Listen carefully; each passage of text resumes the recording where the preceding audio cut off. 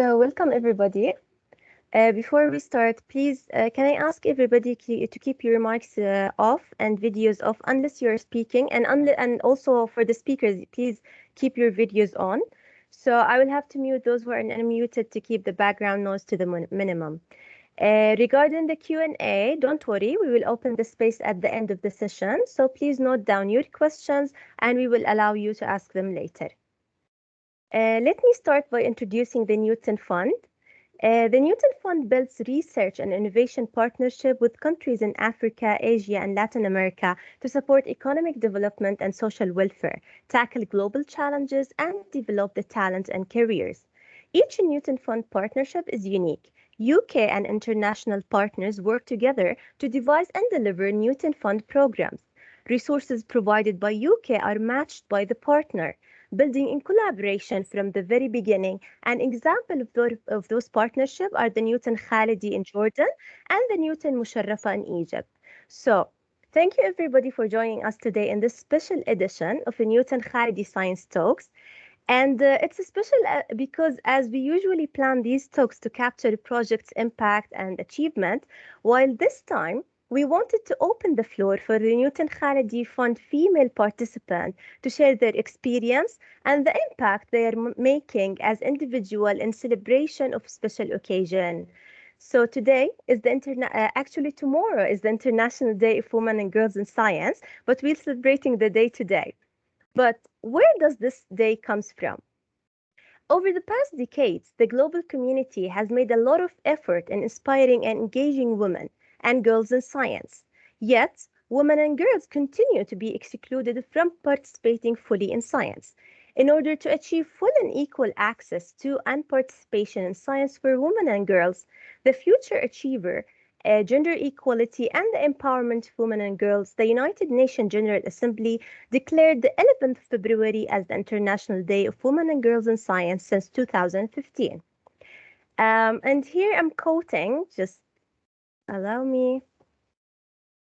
Can you see my quote?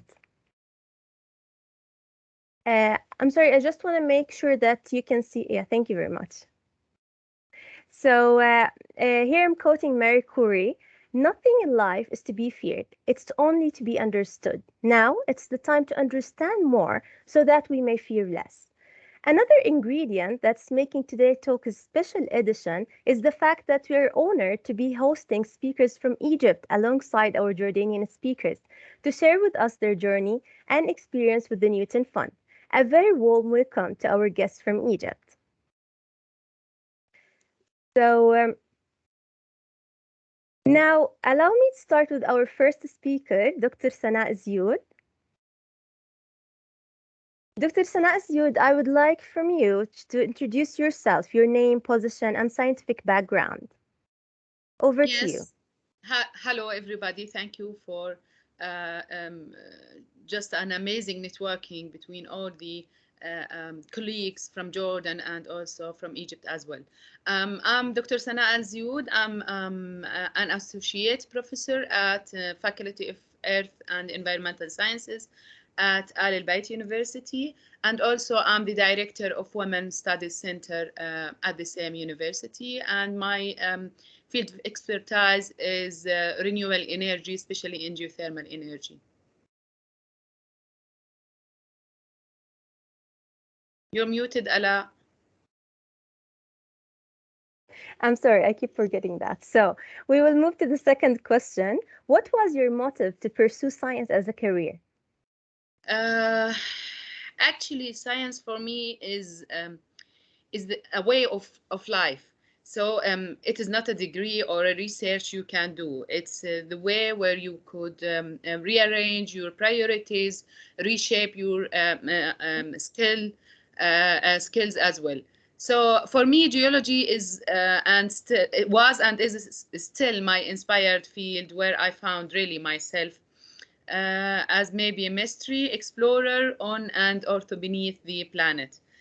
In addition to that, also my motivation to pursue in geology came from facing different challenges as a woman. So in such developing countries as Jordan, it is not easy to pursue, especially in this type of sciences where it is somehow a man-market science.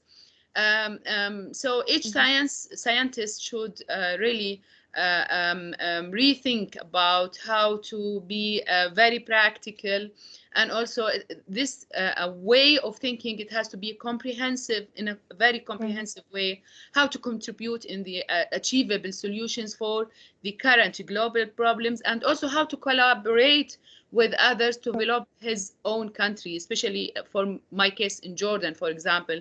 And I'm really honored, have a really honor to be a part of a comprehensive committee in Jordan looking for a green renewable energy, and also partially maybe be a solution for a sustainable development process in Jordan. That's great. Thank you, Dr. Sana. So you have already talked about part of the challenges, but what was your biggest challenges in your career and how you overcame it? As usual, maybe we are females, so it is, yeah, the answer is expected. So the biggest challenge was really how to standing as a female researcher in a very competitive environment, men and women as well. So it really took me a huge effort and continuous hard-working hours, patience, and insist also to discuss, negotiate, and also to deliver all the scientific concepts of my research line. So this was really, and still, the challenge what I'm facing. Yeah. So moving from challenges to achievement, what was your biggest achievement, and what helped you to achieve that as well? Yeah. My biggest achievement was really got my doctoral degree in Germany. So that was really my biggest achievement, and especially in my admired science, geology. I'm really a big fan of geology from the school stage. So the other achievement is really to have, and still having, sure, the chance of being an instructor in my home city university in Al Mafraq, Northeast Jordan. So I'm really feeling that I could deliver all the gotten experience to the new generations year by year. Maybe also who helped me to achieve this family is really the first supporter. My ex-professors in Germany and even here in Jordan, our research or my research partners, and also funds institution like your fund and international research organization were really been the most supporting people and organization helped me for achieving my goals. Also, maybe in addition to that, my enthusiasm to success despite of all challenges was also one of my achievements. And actually, we can see that in all your work, Dr. Sana. We're really proud to have you. So talking about the fund and researchers, so as a Newton-Khalidi Fund, you were one of the awardees. And we would like to know, how does the fund contributed to your career development? It has a big role in my career and also in my research line. So the large international network where, whom I'm a part of it currently, is the most important Newton-Khalidi Fund contribution in my career. So creating such a motivated environments between researchers and open the research sources to develop their initiatives and sharpen their skills is really a highly appreciated role for such funds and for Newton-Khalidi Fund in specific. So if you had the chance to do that again, would you do it all over again? Yes, absolutely. I will not have any hesitation to do that without adoptly any hesitations, because it's really a chance for women, for scientists, men and women as well, to collaborate and to be a part of what I told you about the international network, and to have a chance for doing what we're looking to do, and especially from the financial aspects where we couldn't also catch a chance in our public universities. So absolutely, I'm ready to do that anytime, wherever you want. That's great. Thank you very much, Dr. Sana, for sharing this great journey and experience. Thank you very much. You're So would you welcome. like to say anything before I move to our next speaker? Thank you very much for this chance, and hope you all enjoying Thursday. Thank you very much. So just let me remind everyone that we will give space at the end of the session for all the questions. So just note down your questions. Now let us welcome our second speaker, Dr. Diala Tarawna from the University of Jordan. You can unmute yourself, Dr. Diala.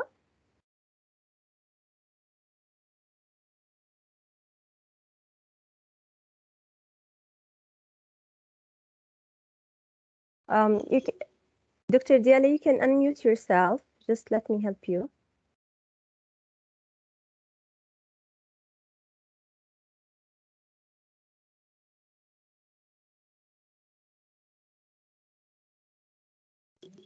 Dr. Diala, are you facing any technical errors?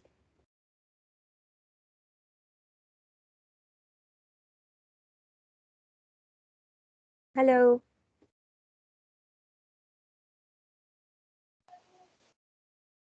Can you Doc yeah, Dr. Diala, are you facing any technical error? Because I can see your screen, but your mic, you're still muted. I was facing some problems. Yeah, it's okay. So, can you hear me now?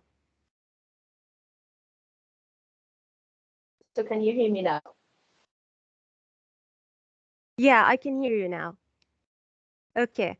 So let's start Excellent. with the Thank you first so much. question. That's great.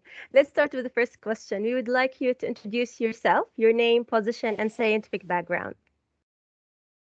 Sure. Well, first of all, let me thank you for inviting us for this event today, for emphasizing the role and the existence of women and girls in science. I'd like to thank you and Muna for all the organization efforts. Much appreciated. So for answering the first question, my name is Diala Faraune. I'm an assistant professor at the architecture department in the engineering school at the University of Jordan, and I have a PhD in urban and regional planning obtained from the University of Birmingham, UK in 2017. That's great, Dr. Diala. So, what was your motive to pursue science as a career? Well, let me first emphasize everything that Dr. Sana said earlier. Yeah, so basically, everyone has a set of motives. Some of them may be on a personal level, maybe others are on the professional level. So, from a personal level, I'm my father's girl, as they say it. My father is an engineer. I was inspired by him. My mother is my role model, and she's always pushing me to do my best. So, I wanted to pursue a career in science and in engineering in particular. On a professional level, when I was studying my bachelor degree in the University of Jordan, there was very little representation for female in the staff. So we had a full staff of male professors with the roles of the teacher assistants for the females. So all the female staff had up to a master's degree, but all the male staff members had the PhD degree. So I was wondering why weren't there women that had their PhD degrees, and I started my journey back then with that question. Why was it so difficult for women? And then I started to apply for my PhD. So basically the lack of representation, and that moved on also for the profession. So when you see our architectural offices, you'd see that there's a majority of male offices and professionals. So again, there's little representation for female, both in the academic and the professional. Thank you very much. So that was really great motives to pursue science and also to be a role model for other scientists in that field as well, female scientists. So thank you for doing that. So I will move now to the challenges and achievement, if you would like to go there. Over to you. For sure. Again, thank you so much. Probably this answer is going to overlap a lot, but basically traveling abroad to obtain your degree would be a number one challenge, especially for female in societies such as Jordan. So I had to face a lot of societal discrimination. But how I faced that was having a supportive family. And sometimes some members of the society, no matter how close or far they are from you, they think that they are entitled to decide your future on behalf of you. So I really had like a big uncle in the family who wasn't happy with me traveling alone as a female, as a single woman abroad. And he was angry with my father. So again, I had a very supportive father, and he was like, never mind, just go ahead and do your studies. So it was quite difficult to go away for such a long while, to study abroad, to be alone. All the rumors and all negative talk that can take place on behalf of you, that can sometimes do some mental harm and some emotional harm. I overcame that with the support of family, with friends, and with keeping an eye on the big picture. Yeah, it's really, really great to see that there were people who supported you during your journey. I'm really glad to hear that, actually. So now talking about your biggest achievement and what helped you to achieve them. Yes. Of course. Well, this is my big one that I'm so proud of and that I shamelessly promote all the time.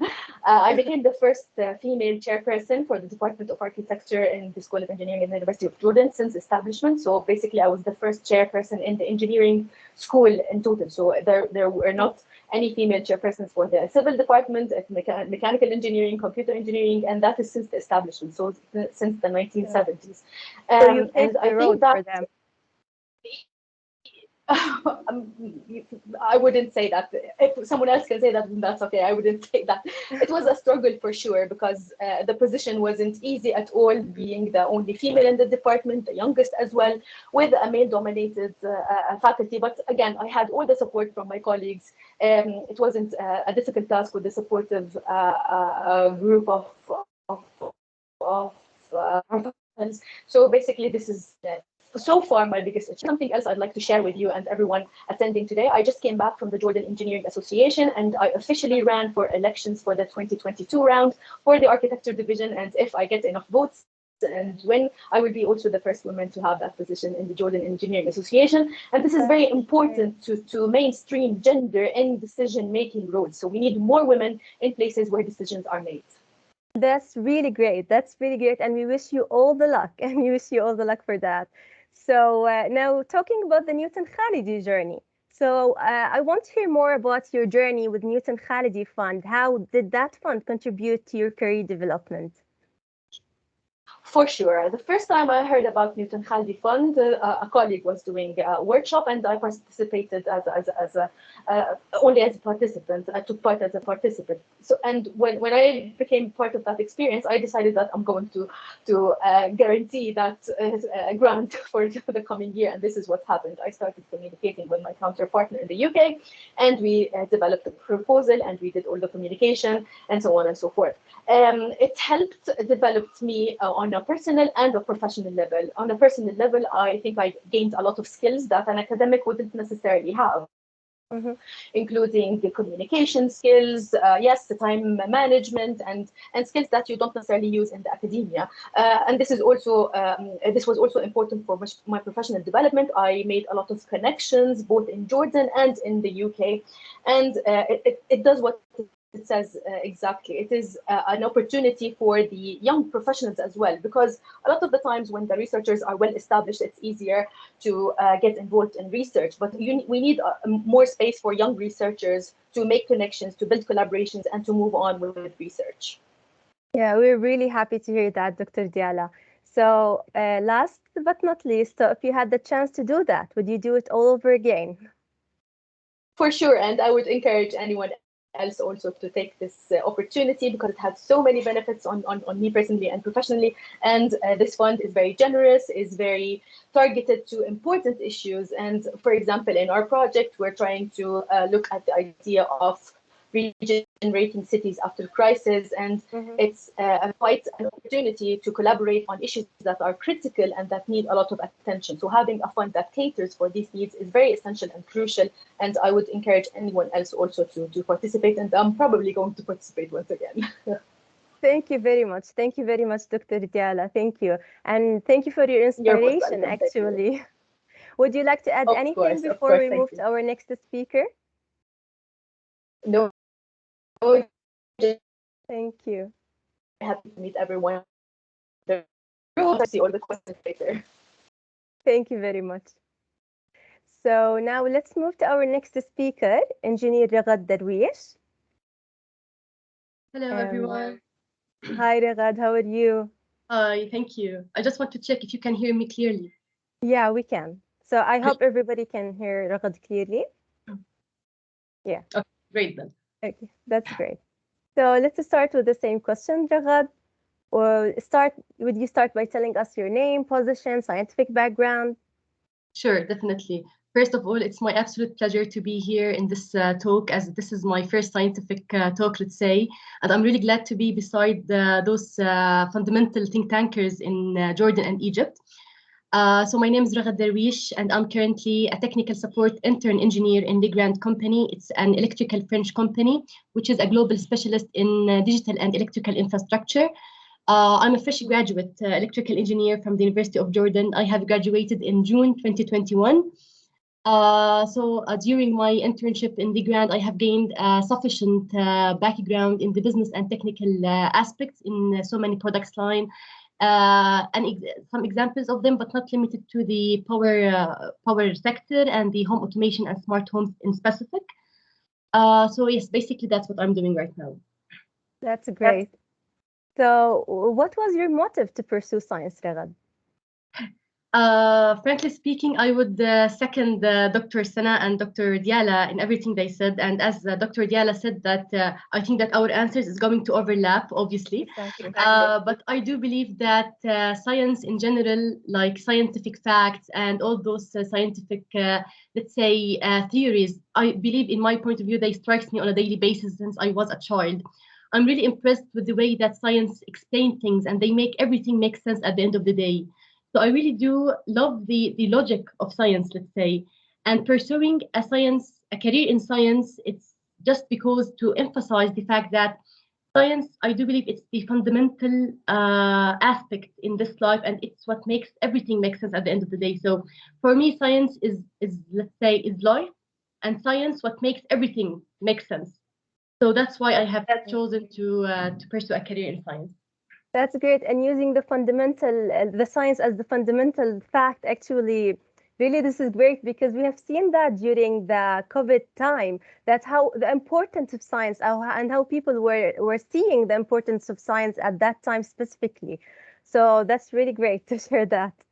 So moving to the next question, I would like to highlight something. A lot of you have said that questions are going to overlap. That's true, but I believe each one of you do have a unique experience to be shared. And actually, your answers, even if they are overlapping, they're still unique to us. So moving to the other question, to the challenges. Would you please go on and tell us about your challenges and how you overcame them? Definitely. For me, my biggest challenge for now was to have a degree in electrical engineering from the University of Jordan, let's say. It was challenging enough. It was hectic 5 years, frankly speaking, in all aspects, because like I took this decision based on my own personal opinion, and I thought that this would be a perfect fit for me. I didn't know, like the funny fact is that I didn't know that before the high school, like there's something called electrical engineering. I know about the maybe computer engineering, I know about architect, I know about all of those things, but electrical engineering in specific, I think that I didn't have sufficient knowledge about it. So, but I don't know what happened. I wanted to study medicine at the beginning. Then after the high school, I thought that I've always loved the way that engineering solve problems, and I really do love the mindset that they already have. So, and then it was a simple Google search, and I looked like, okay, what are the engineering degrees that I could study? Oh, and then I found this electrical engineering major, and I think that it was challenging enough. So it was challenging enough that I really would like to know what is this, what's it all about, and why are people just like telling me not to go through it. So I think that I was triggered by the people fears regarding why won't I go and just like to have a degree in this field. And I was really impressed with the high impact of this major in specific, because like after all, if for me, and I can see the importance of like the electrical engineering in all of our lives aspect. And to be more specific, I think that it explains a lot of our habits and the way we do things and so on. So my biggest challenge for now was to choose a degree in electrical engineering in specific, despite that the fact that my family didn't want me to go through this from the beginning and so on. So yeah. That's great. So it's also great how you created a motive out of your challenge. So that's really great. Exactly. So moving to the achievement, what do you consider the biggest achievement you have done and what helped you to achieve it? So, so far, my biggest achievement was to be accepted in Leaders in Innovation Fellowship, which is part of the Newton-Khalidi Fund. It's with the in-country partner, of course, the Higher Council for Science and Technology, in specific Industrial Research and Development Fund, and the Royal Academy of Engineering. I think that this was the highlight of 2021, definitely. Because like for me, I'm used to apply to so many programs since I was like in my first year in the university. But I was really glad to represent my country in different occasions in different countries: Bulgaria, Poland, Tunisia, Qatar, and so many other countries. So this program for me, I thought that it would be similar to so many other things that I already tried. But the surprise was that it was completely different experience, and I didn't expect that it would be like it would build my personal and professional capacity in that way. And the fact that I was the youngest participant from Jordan, because this program is tailored for the professors and doctors in more specific, and I was only undergraduate student in my last year. So, and the fact is that I didn't know that it is only tailored for those like for well-experienced people. I thought that okay, like the criteria fits and I can apply. So I think that I'm really proud that I got accepted in the first place, and to be the youngest in the second place is really great, because I do believe that you know that you are in the right room when you are not the smartest. And I have learned to listen from because when you are always for example, number one, and when you are always the most experienced one, you will only talk what you know. But when you learn to listen, you will learn something new. So I think that that was like what strikes me the most, to be beside those like my professors and my doctors. They were my fellows in this journey, and I was extremely proud to be part of them. And at the end of the fellowship here, I was announced to be the Jordan Rising Star for my key contributions through this year.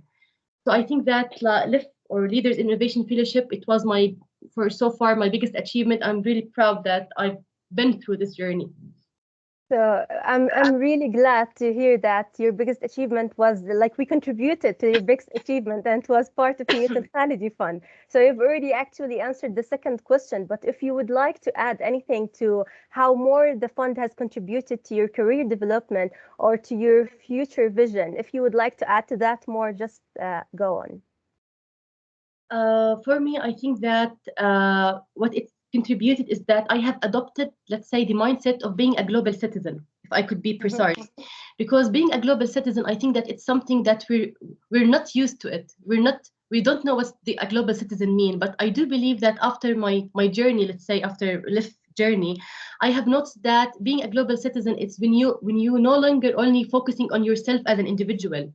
Whatever was your choices, whatever was the project you're working on, and so on, now you're looking on the bigger picture of everything you're doing. What is the impact of what I'm doing? How can I impact others? How can I, for example, affect my society and even beyond? So I do believe that adopting this mindset was definitely a result of being part of this global network, which is Newton-Khalidi Fund, the Royal Academy of Engineering, and so on. And I really believe that it's only by adopting this mindset where we can move forward, and we won't be left behind anymore. So I think that we should focus on the larger scope and the larger scale, not only my community, my network, and so on. No, I think that we should expand, and it's the only way to move forward. So I think, yes, being a global citizen and acting as a one is what we need in order to build thriving communities and sustainable communities. That's great. That's really great to hear that from you. Just like what a key message I understand from you is just you're telling people to think bigger and look at the future vision and the bigger vision as well. So if you had the chance to do that again, would you do it all over again, or would you change anything in that? I would definitely do it and then redo it and then redo it all over again. And I think that I have like a great takeaway message from all of this. I think that it's for me, I do believe that it's not right to wait until you are ready to do whatever you want to do, because you will never be ready to do anything. Like for me, in my case, of course, I'm sure that I'm not ready enough to do anything that I've done before. But the thing is that you learn, you grow, and then you become ready through the process. So being ready is a result, or it's an outcome to the whole process. It's not something that you should be concerned about before deciding to do anything. And if I would like highlight something, I always like to say like to fail always, fail early, and fail forward. I think that if I would like to deliver this message to youngsters, because like I think those are my, for me, my audience who I would like to share this message with them. So just please go and do whatever you think that you are capable of, despite your lack of experience, despite your lack of knowledge. You're gonna learn through the process, and you're gonna achieve so many things. So yes, I would definitely redo it all over again. That's really great. Thank you very much, Ragad, and we wish you a very successful future. Thank you very much. Thank you so much, Ala. So, Thank you, Mana, as well. thank you. So now we will move to Egypt with our guest, Dr. Hala Al-Qadi. So, Dr. Hala, can you hear me? Yes, hello. Hello, Dr. Hala. So we would like to ask you now to share with us your name, position, and scientific background, please. Okay, first of all, thank you. And I see we have a lot of engineering fans around. So I believe women are already empowered in engineering.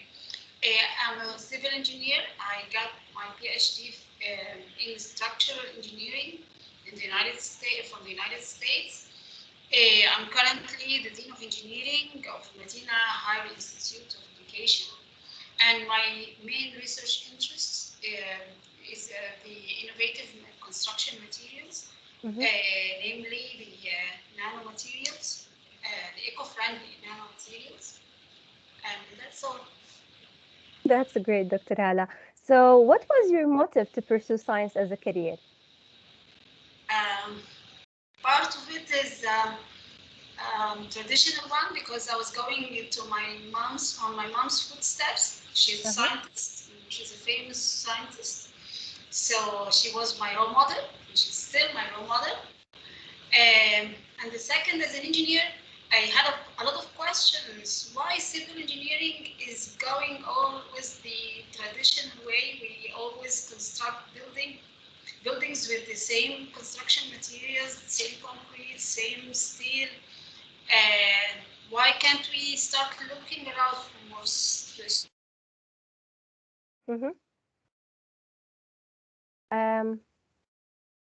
I think you're freezing, Dr. Hala. Yeah.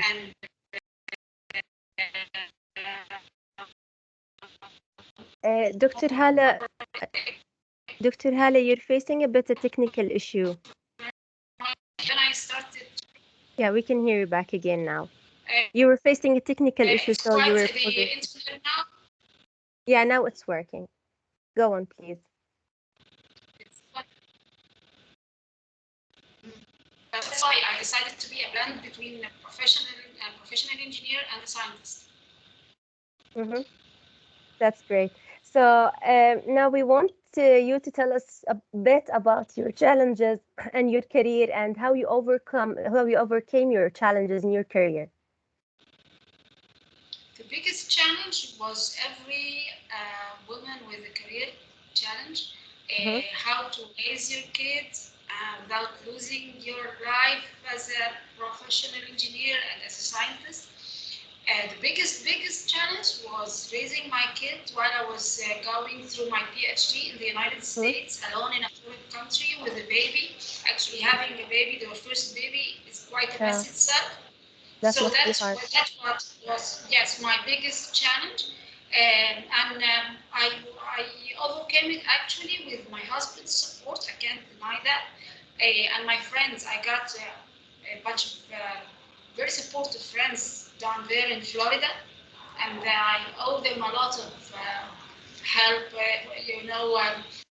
Even giving you the feeling that everything is okay, there's no need to panic. You know, the moral support was very important. Yeah, that's great that you were having a support system around you and you were making good use of that. That's really great. So, talking about achievements, what do you consider your biggest achievement? Okay, I have two big achievements. One of them was on the career level. I was nominated anonymously as an expert in the high-level policy dialogue committee for science and technology between the European Union and the African Union. So that was, yes, that's great. one thing I'll be always proud of.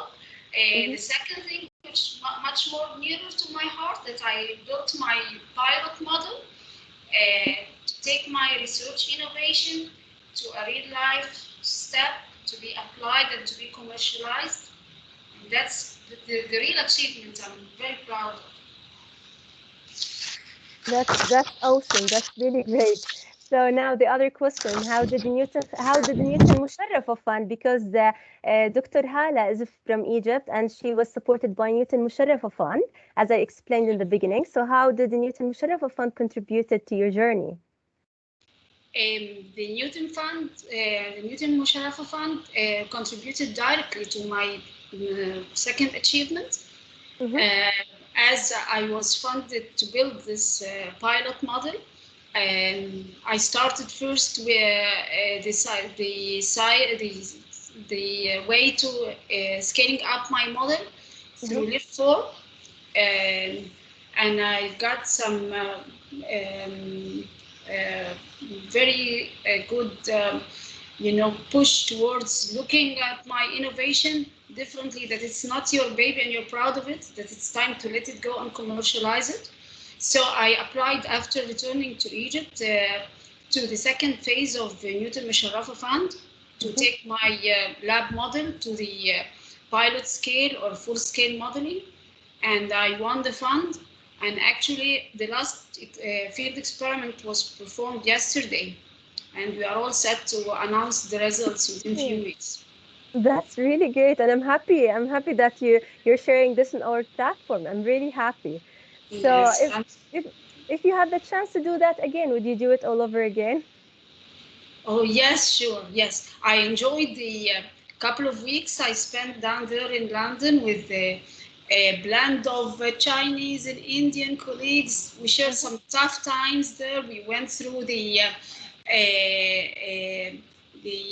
Emma storm, and it hit London surprisingly. It wasn't normal to have such snowstorms in March. And we had a lot of, this made a special taste to our 2-week sessions. We mixed work with fun, and it was very nice to sit in as a student again after leaving student seat after my PhD for long years. And it added a lot to me. Actually, when you go through such experiences, it gives a kind of polishing to your personality, and they make you feel you are conquering something different, going out of the traditional life, business as usual. Yeah, that's really great. Actually, I'm really inspired with all those great journeys, and thank you very much, Dr. Hala, for sharing this great and unique experience. Thank you very much. Thank you for letting us get introduced to each other with such distinguished women. Actually, it's our pleasure. It's our pleasure, Dr. Hala. Thank you very much. So now allow me to invite my colleague Shahira. Shahira is from Newton Musharrafa Fund, and she's going to handle the Q&A session. Over to you, Shahira.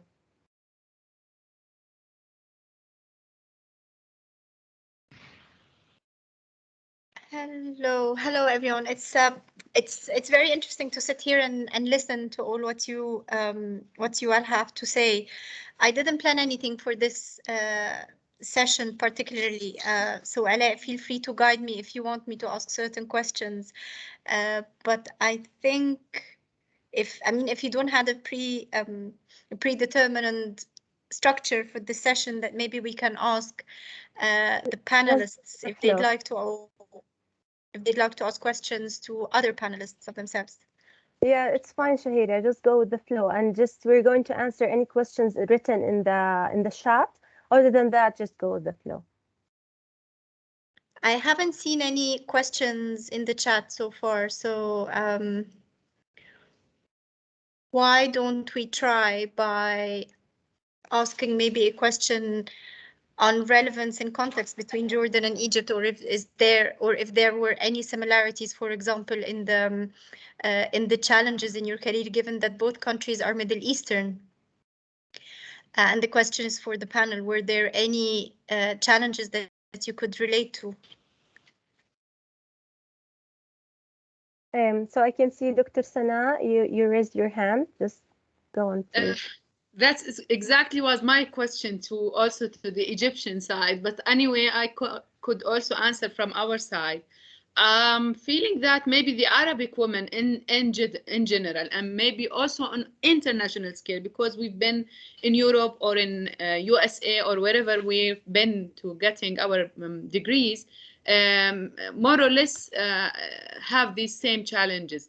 But maybe in the Arab world, where the same challenges, where the same traditional way of thinking, where the same, let's say, positions of or a type of thinking in the men's side, where they are, whether they are decision makers or husbands or fathers or wherever they would been.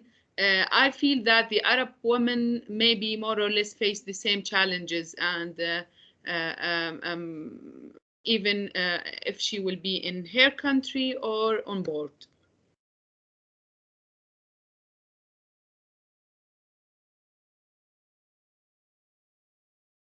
Thank you, Dr. Sana. I see, Dr. Hela, you have your hand up. Would you like to come in? Actually, I have quite a different opinion from Dr. Sana. After my stay in the United States, I found out that we are doing fine, guys. You know, down there in the United States, they were surprised that I'm a woman studying engineering, going half the world to study nanomaterials at the late 90s. And they were more shocked to know that my husband left his work in Egypt to come with me.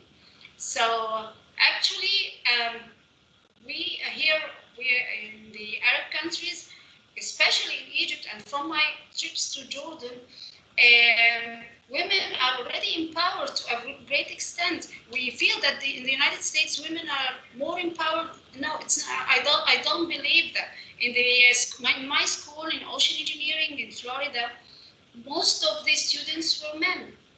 Actually, here in Egypt, in the National Research Center, I was honored to be a chairperson. We were 14 cheerleaders, deans. More than half of them were women.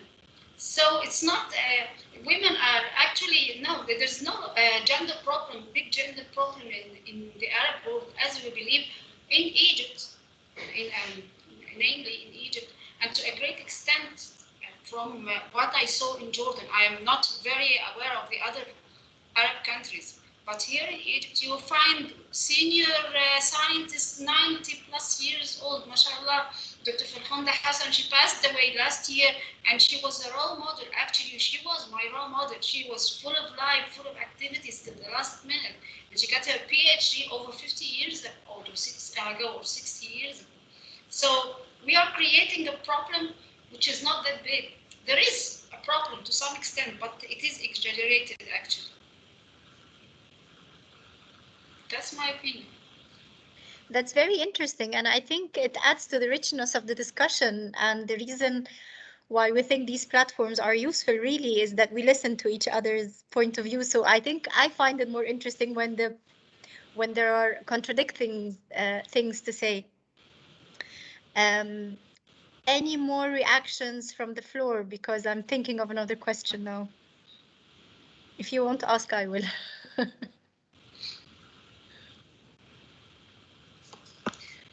Can I ask you a question? Yes, please. Yes, as an organizers for Newton Musharrafa and Newton-Khalidi, you and Ala, the problems you faced as two leading focal points, women leaders in your embassies. Can you tell us about it for a foreign country?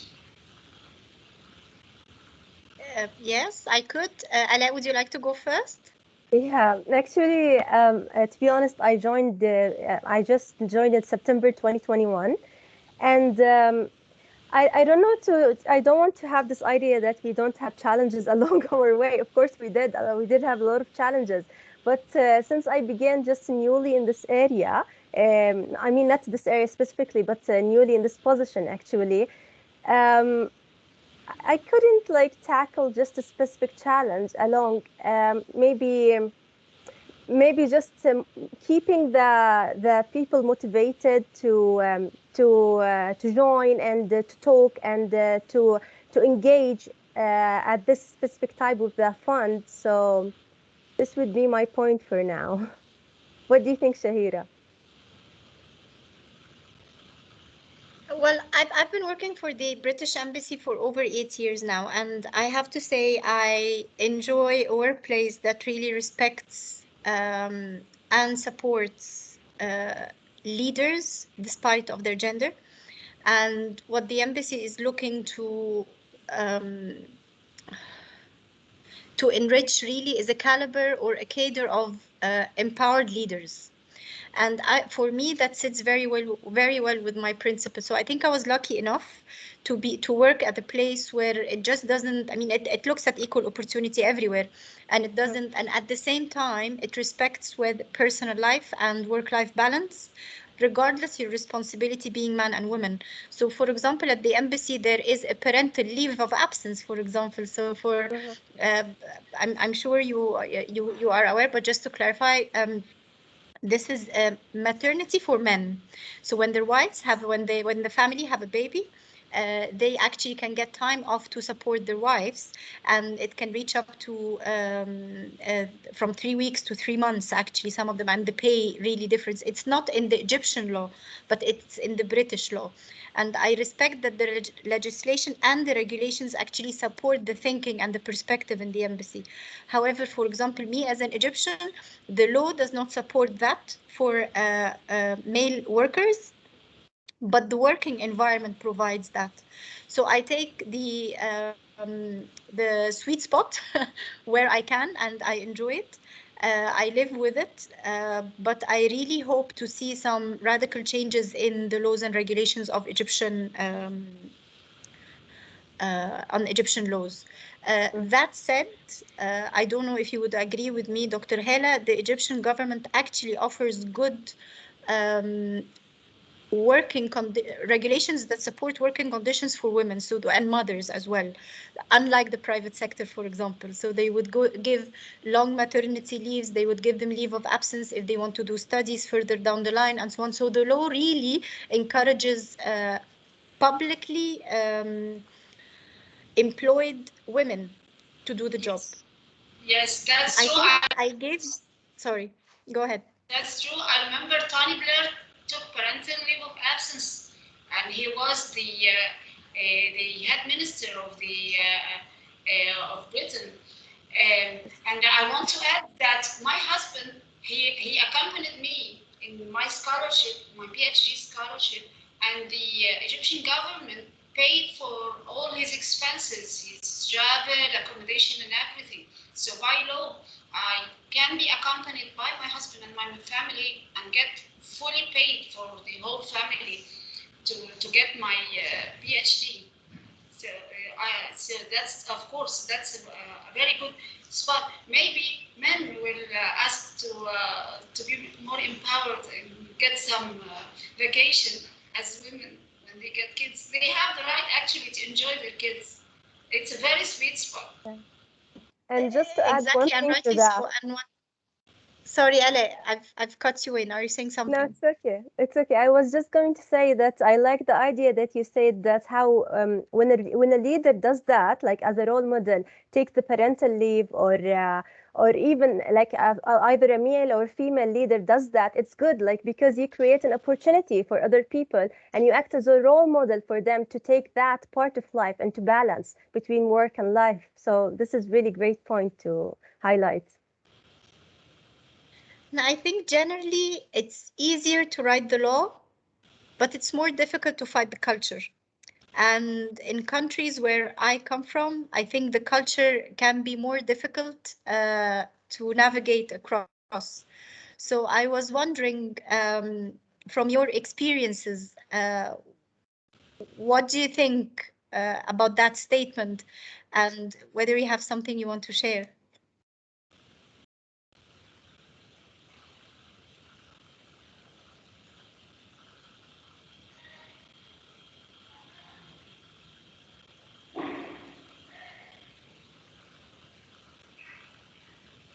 So let me try to break up the question. Yesterday we had a discussion on a gender piece of work that we want to write. And one of the questions when we were thinking about is how are we going to tackle in our discussion the male role in supporting women to lead or to be empowered or to do a job in science and whatever. And I'd be interested to know from your perspective, and not necessarily the male at home, but men at home, but maybe at the workplace as well, or generally in the environment. How did you find that, Dr. Hela?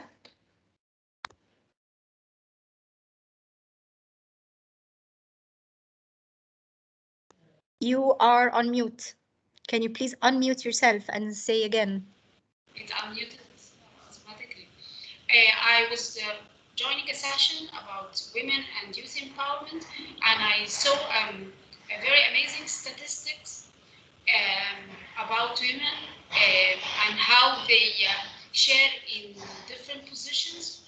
You find women are presented very powerfully in the lower base of the pyramid, in undergraduate schools, in universities, getting masters, getting PhDs. But when you go up to the high administrative levels, you find the percentage becoming less and less, and it becomes so unfair, as if women have to be kept in the background doing all the job, and some male has to go off and show off with the results. And actually, this hit me so much. I thought about how hard you need to work and prove yourself to get to a senior level or a high administrative level. It's not easy at all. If a woman hits a top administrative level, she must be really very distinguished. She has to be really, cannot be deniable.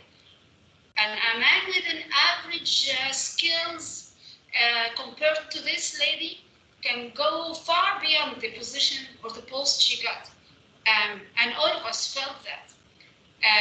Despite saying that women need support, women are doing both roles at home and working. And actually, I hate it when somebody shows off that she's neglecting her life and her kids, and she knows nothing about them, and she feels that she's proving that she's a devoted worker. It doesn't work that way. We have to be balanced. So maybe we are biased at higher levels of jobs, of course. Yes, we are biased. We have a problem at that scale. But the lower scale for masters, PhDs, getting your promotions to be a professor, yes, it's not very challenging. Above that level, no, I feel it's unfair, and there's still a gender problem, a real gender problem. Thank you, Dr. Hela. Are there any reflections on that from Jordan?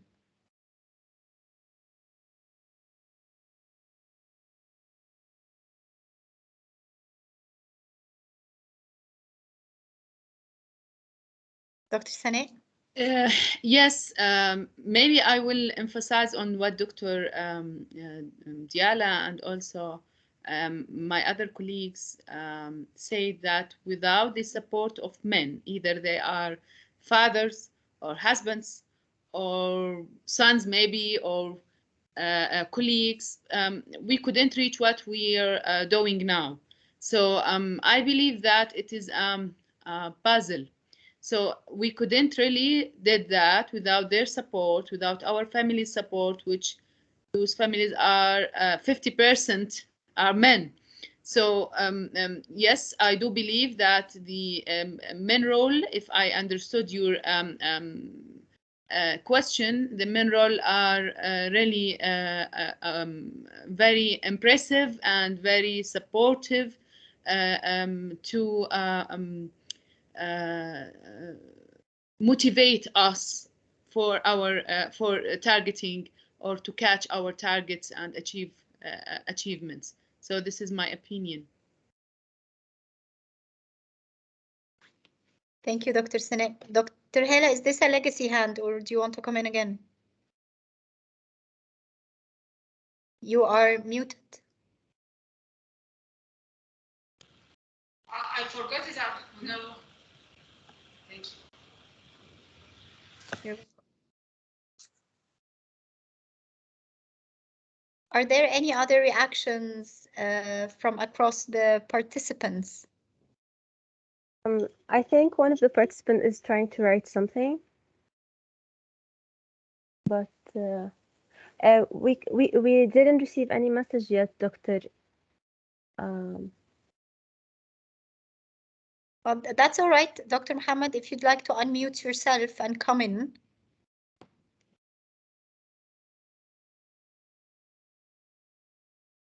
Hi, everybody. You hear me? Your voice is at a distance, so if you can speak closer to a microphone and maybe introduce yourself and let us know what you want to contribute. Okay, my name is Mohammed Ismail. I am from Amman Arab University. I am so happy to join you in this meeting today. Actually, I tried to join 1 hour ago, but unfortunately, I couldn't join. For me,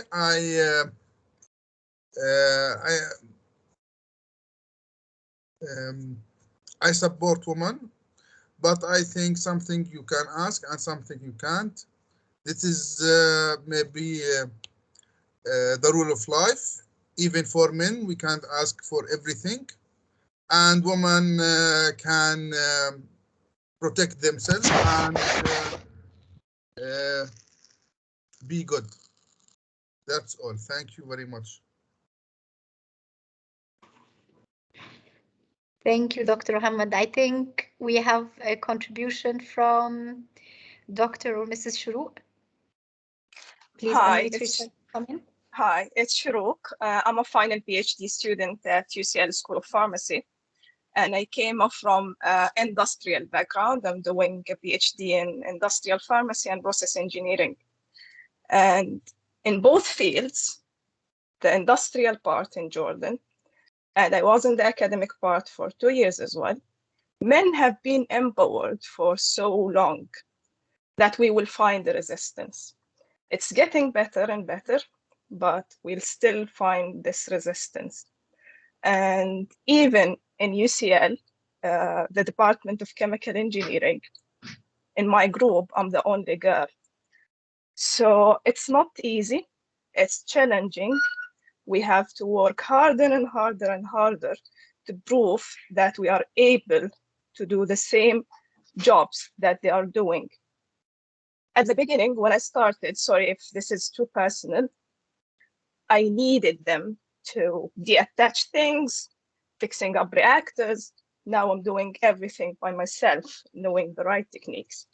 So we are able to, but unfortunately, we will hear voices such as, you cannot do everything.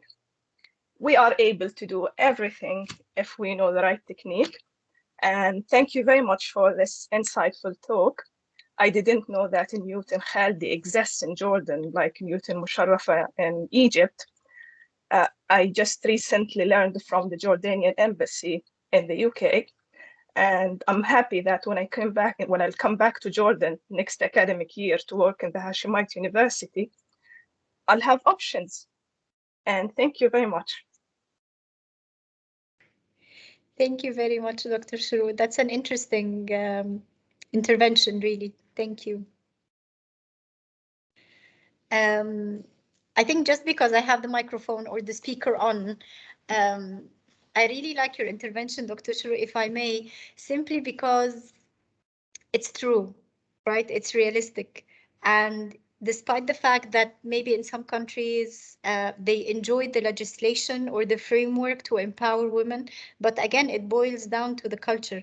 So I think institutions play a crucial role in reinstating the equality, whether in whatever way this means, like between different genders or to the underprivileged or whatever it means. But as long as there are policies and regulations that support the principle, it's more likely to succeed.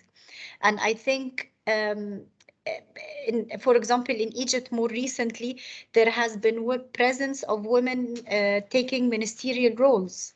We haven't seen that before in the last 10 years, for example. So more recently, we've seen like 5-6 cabinets out of, I think, is it 16 or 14 ministers taken over by a female. So I think if that means anything, it means it has a political will behind it and trying to make it work.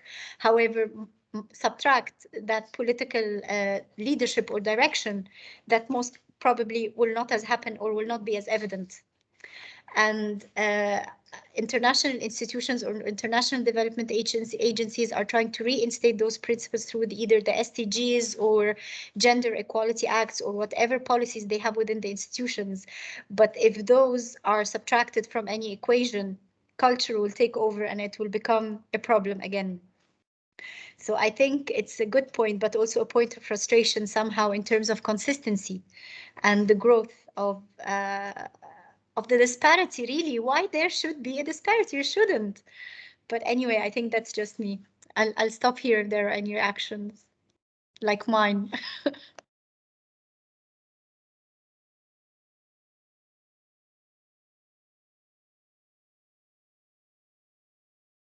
Okay, Ale, I think that concludes our discussion, unless there are any eminent. So if we don't have any other questions from the participants, we're going to end the session, and I will give just 1 minute for the participants. If anybody would like to join or to ask a final question, just go on.